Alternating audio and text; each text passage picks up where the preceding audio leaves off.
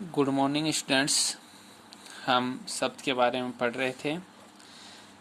शब्द में हमने अर्थ के आधार पर शब्द के भेद पढ़े थे, सार्थक और निरर्थक।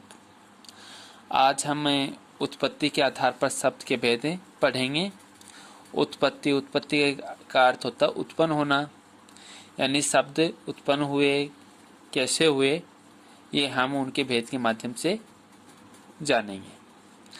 तो आज पढ़ेंगे उत्पत्ति के आधार पर शब्द के भेद। उत्पत्ति के आधार पर शब्द के 5 भेद होते हैं। 5 कौन से होते हैं, ये याद रखना कि उत्पत्ति के आधार पर शब्द के कितने भेद होते हैं और कौन कौन से होते हैं। तो उत्पत्ति के आधार पर शब्द के 5 भेद होते हैं। 5 भेदों के नाम इस प्रकार से हैं। सबसे पहले आता है तत्सम शब्द। तत्सम शब्द वे शब्द होते हैं जो संस्कृत भाषा के शब्द हैं और वैसे वैसे हिंदी भाषा में प्रयोग में लाए जाते हैं, जैसे अग्नि, दुग्ध। तो इस प्रकार के जो शब्द हैं वो संस्कृत भाषा के शब्द हैं और वैसे वैसे हिंदी भाषा में प्रयुक्त हो गए, इसीलिए उनको कहते हैं तत्सम शब्द। दूसरे आते हैं तद्भव शब्द। तद्भव शब्द वे शब्द हैं जो संस्कृत भाषा के शब्द थे, लेकिन जब हिंदी भाषा में आए तो उनके रूप में परिवर्तन हो गया। यानी अग्नि को आग कहा जाने लगा, दुग्ध को दूध कहा जाने लगा, तो उनके रूप में परिवर्तन हो गया। याद रखना, तद्भव शब्दों में रूप में परिवर्तन हुआ है, अर्थ में कोई परिवर्तन नहीं हुआ। तीसरे आते हैं देश शब्द। देश शब्द जो अपनी भारतीय सभ्यता और संस्कृति के शब्द हैं। जैसे जैसे लोगों को आवश्यकता हुई वैसे वैसे अनेक प्रकार की वस्तुओं के नाम रखने शुरू कर दिए, तो इस प्रकार के शब्द हो गए अपने देश शब्द, जो अपने देश की सभ्यता और संस्कृति के शब्द हैं। आगे आते हैं विदेशी शब्द। चौथे प्रकार के शब्द होते हैं विदेशी शब्द। विदेशी के नाम से आपको पता है कि जो अपने देश के न होकर के अन्य देशों के शब्द हैं, वो हो गए विदेशी शब्द। कि अपने देश में बहुत सारी जातियां, विदेशी जातियां भारत आई थी, जिनमें डच, पुर्तगाली, फ्रांसीसी, मुगल, अंग्रेज, बहुत सारी जातियां विदेशी जातियां थी, वो भारत आई थी। तो उनकी सभ्यता और संस्कृति से संबंधित जो शब्द थे, जो अपने हिंदी भाषा में प्रयोग में लिए जाते हैं, वो शब्द कहलाते हैं विदेशी शब्द।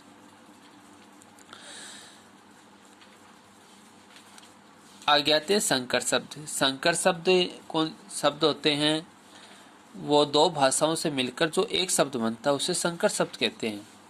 2 भाषाओं से मिलकर, यानी 2 भाषाएं अंग्रेजी हिंदी भी हो सकती हैं, उर्दू फारसी भी हो सकती हैं, अरबी फारसी भी हो सकती है। तो इस प्रकार से जो 2 भाषाओं के जो शब्द होते हैं उनसे मिलकर के एक शब्द बनता है, वो शब्द कहलाता है संकर शब्द। संकर का अर्थ होता है मिश्रित। तत्सम शब्द, अब देखो इनके हम विस्तृत जानकारी प्राप्त करते हैं। सबसे पहला शब्द आता है तत्सम शब्द। तत्सम शब्द कौन से शब्द होते हैं, जैसे मैंने अब बताया था, संस्कृत भाषा के जो शब्द हैं और वैसे वैसे हिंदी भाषा में आ गए, वो तत्सम शब्द होते हैं। तो परिभाषा देखो इसकी, वे शब्द जो संस्कृत भाषा से रूप परिवर्तन किए बिना ही ज्यों के त्यों हिंदी भाषा में प्रयुक्त हो गए, उन्हें तत्सम शब्द कहते हैं। यानी संस्कृत भाषा के शब्द हैं, ये देखो संस्कृत भाषा के शब्द हैं, रूप परिवर्तन किए बिना, यानी रूप परिवर्तन हुआ ही नहीं, ज्यों के त्यों यानी जैसे के वैसे ही हिंदी भाषा में प्रयुक्त हो गए। यानी 3 बातें इसमें मुख्य है, वो ध्यान में रखना है कि संस्कृत भाषा के शब्द हैं। पहली बात तो ये हो गई, शब्द किस भाषा के हैं, संस्कृत भाषा के शब्द हैं।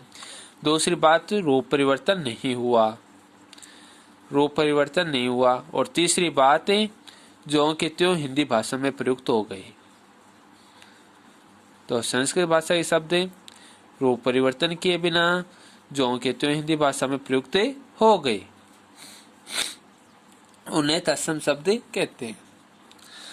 ये परिभाषा याद हो गई होगी। उदाहरण देखो आप, आम्र संस्कृत भाषा में आम्र कहते हैं, यदि हिंदी में इसको आम्र ही कहा जाएगा तो ये तत्सम शब्द हो जाएगा। करण, तो ये संस्कृत भाषा का शब्द है और हिंदी भाषा में ऐसा ऐसा प्रयुक्त होगा तो ये तत्सम शब्द हो जाएगा।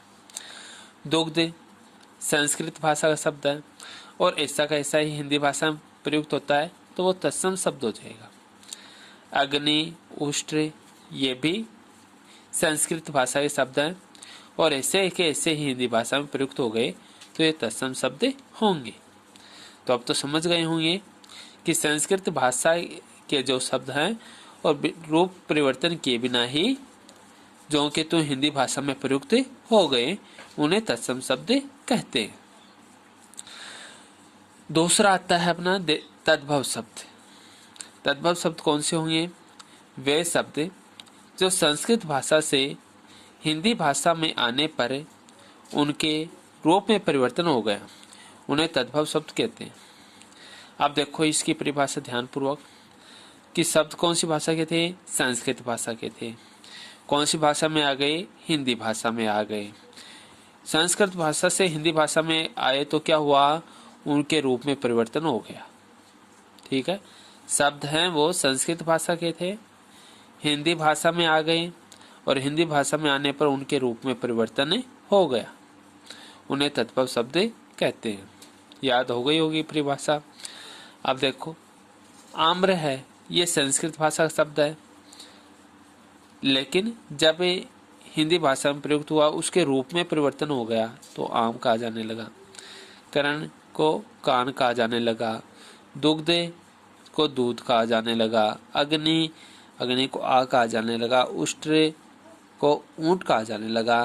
तो इनके जो रूप है उसमें परिवर्तन हो गया, अर्थ में परिवर्तन नहीं हुआ है, अर्थ तो वैसा का वैसा ही है। खाने वाला फल को आम्र कहते हैं, उसको चाहे आम कह दो, अर्थ में कोई परिवर्तन नहीं होगा। परिवर्तन किस में हुआ है? रूप में परिवर्तन हुआ है। करण को कान कह दो, अर्थ में कोई परिवर्तन नहीं हुआ, परिवर्तन किस में हुआ है? रूप में परिवर्तन हुआ है। दुग्ध को दूध को हो, कोई परिवर्तन नहीं हुआ। ऐसे अग्नि उष्ट्र को आग ऊंट कहते हैं तो उसके अर्थ में कोई परिवर्तन नहीं होता। परिवर्तन किस में हुआ है? रूप में परिवर्तन हुआ है। तो संस्कृत भाषा के शब्द ज्यों के त्यों हिंदी भाषा में प्रयुक्त होंगे वो तो तत्सम शब्द कहलाएंगे, और संस्कृत भाषा के शब्द जब हिंदी भाषा में आएंगे तो उनके रूप में जो परिवर्तन हो गया उन्हें हम तद्भव शब्द कहेंगे। समझ में आ गया होगा। अब देखो तीसरा आता देशज शब्द। देशज नाम से पता है, जैसे मैंने अभी बताया था, अपनी सभ्यता और संस्कृति के जो शब्द होते हैं वो कहलाते हैं देशज शब्द। किसी भाषा में प्रचलित वे शब्द जो क्षेत्रीय जनता द्वारा आवश्यकतानुसार गढ़ लिए जाते हैं देशज शब्द कहलाते हैं। अब देखो, किसी भाषा में प्रचलित वे शब्द, अब कौन से शब्द जो क्षेत्रीय जनता द्वारा, क्षेत्रीय जनता कौन सी हो गई? अपने देश की जनता, तो क्षेत्रीय जनता द्वारा आवश्यकता अनुसार गढ़ लिए जाते हैं। यानी क्षेत्रीय जनता है, अपने देश के लोग हैं जो अपनी आवश्यकता के अनुसार जिन शब्दों को गढ़ा है वे शब्द ही कौन शब्द कहलाएंगे? देशज शब्द। जैसे उदाहरण में देखो, खिचड़ी, लोटा, खराटा, खुरपा, खाट, लोटपोट, ताला आदि। तो इस प्रकार जो शब्द हैं वो अपने देशज शब्द कहलाते हैं क्योंकि वो अपने देश के ही शब्द हैं। तो जैसे शब्द समझ गए होंगे आप कि अपनी जो क्षेत्र जनता द्वारा आवश्यकता के अनुसार जो शब्द गढ़ लिए गए हैं वो शब्द ही कहलाते हैं देशज शब्द। अब आता विदेशी शब्द। विदेशी शब्द में देखो, राजनीतिक, आर्थिक, धार्मिक, सांस्कृतिक कारणों से किसी भाषा में अन्य देशों की भाषाओं से शब्द आ जाते हैं, उन्हें विदेश शब्द कहते हैं। यानी अपने देश में बहुत सारी जातियाँ आई थी, बहुत सारी विदेशी जातियाँ आई थी। डच, फ्रांसीसी, पुर्तगाली, मंगोल, मुगल, अंग्रेज, बहुत सारी जातियाँ आई थी। तो उन भारत में आने का उनका कारण क्या था? वो राजनीतिक दृष्टि से, आर्थिक दृष्टि या धार्मिक और सांस्कृतिक कारण थे। इन्हीं कारणों से वो विदेशी जातियाँ भारत में आई थी। तो उनके आने के कारण उन्होंने भी अपनी सभ्यता और संस्कृति छाप हमारे देश में छोड़ दी। तो उनके देश में जो भाषाएं बोली जाती थी तो उसकी छाप भी उन्होंने अपने देश में छोड़ दी और अपनी हिंदी भाषा में वो शब्द भी काम में लाए गए। जो विदेशी शब्द हैं वो हिंदी भाषा में प्रयुक्त किए जाने लगे, उन्हीं शब्दों का कहा जाता है विदेशी शब्द। तो परिभाषा ध्यान से सुनो। राजनीतिक, आर्थिक, धार्मिक, सांस्कृतिक कारणों से किसी भाषा में अन्य देशी भाषाओं से शब्द आ जाते हैं। यानी ये तो कारण थे, राजनीतिक, आर्थिक, धार्मिक और सांस्कृतिक कारण थे विदेशी जातियों भारत में आने के।